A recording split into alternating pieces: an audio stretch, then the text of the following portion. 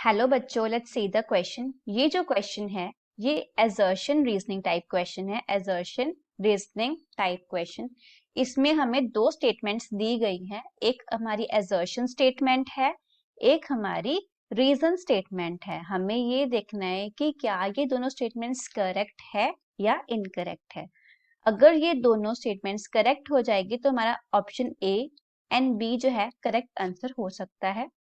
Option A के according अगर हमारे both A and B are correct, R is correct explanation of A, तो जो हमारा रीजन होगा वो करेक्टली एक्सप्लेन कर रहा होगा हमारे एजर्शन को। बट अगर हमारा रीजन एंड एजर्शन दोनों ही अलग अलग होंगे, उनमें कोई रिलेशन नहीं होगा, तो हम ऑप्शन बी को चूज करेंगे। That means R is not correct explanation of ए।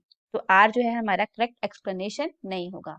अगर इन दोनों में से कोई भी गलत है, जैसे सपोज करो आर इज इनकरेक्ट, तो हमारा ऑप्शन सी हो जाएगा। अगर हमारा एजर्शन इनकरेक्ट हो जाएगा तो ऑप्शन डी हो जाएगा। Let's read the question. Assertion statement says excessive use of chlorinated synthetic pesticides cause soil and water pollution।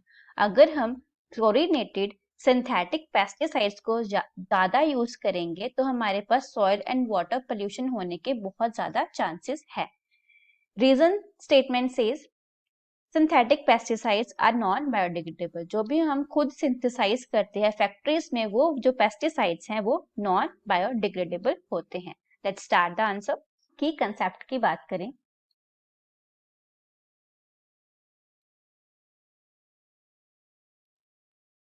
तो जो हमारा फार्मर है वो अनवांटेड पेस्ट को रिमूव करने के लिए यूज करता है पेस्टिसाइड्स को।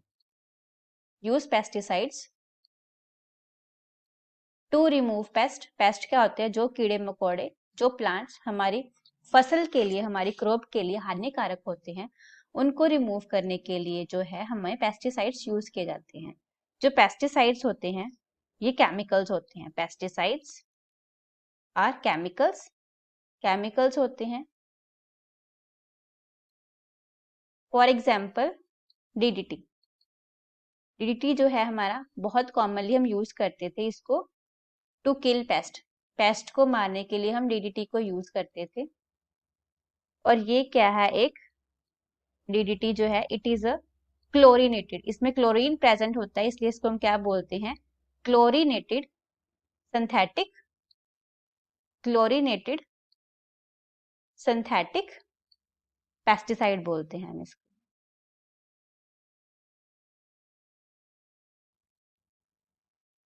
डीडीटी के साथ जो है बहुत सारी प्रॉब्लम्स फेस करनी पड़ी। That paste become resistant. उस थोड़े टाइम के बाद अगर हम एक्सेसिव यूज करने लगे तो पेस्ट के ऊपर कोई असर ही नहीं हो रहा था। Moreover these are non biodegradable, ये खत्म भी नहीं होते। These are non biodegradable. जो हमारे पेस्टिसाइड्स होते हैं ये क्या होते हैं? हमारे पास नॉन बायोडिग्रेडेबल होते हैं। इस वजह से क्या हुआ? There concentration starts increasing. इनकी कंसंट्रेशन जो है इंक्रीज होनी स्टार्ट हो गई।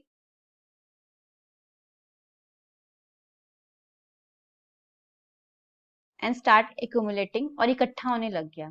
एंड स्टार्ट एक्यूमुलेटिंग, जहां पे भी जाएंगे वहां पे एक्यूमुलेट हो जाएगा।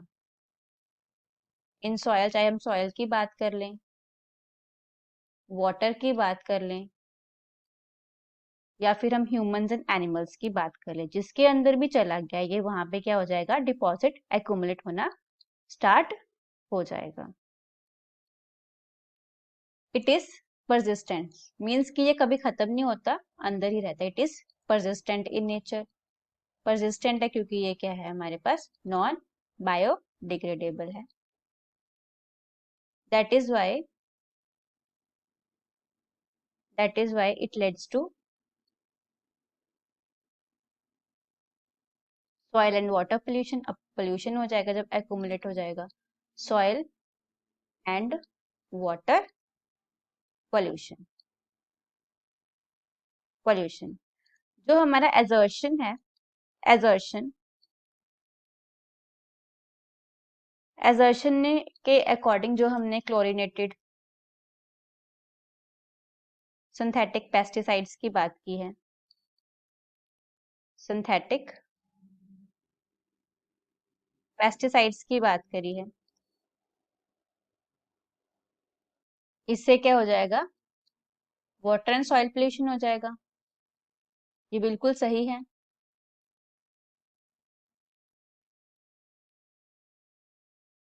ऐसे ही अगर हम रीजनिंग की बात करें, रीजन सेज कि जो हमारे पास ये पेस्टिसाइड्स हैं ये क्या है, नॉन बायोडिग्रेडेबल, ये भी बिल्कुल नॉन बायोडिग्रेडेबल, ये भी बिल्कुल सही है।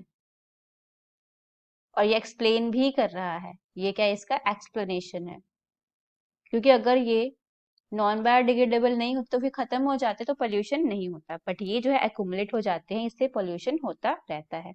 तो हमारे पास दोनों करेक्ट भी है और जो हमारा रीजन है वो प्रॉपर एक्सप्लेनेशन भी है।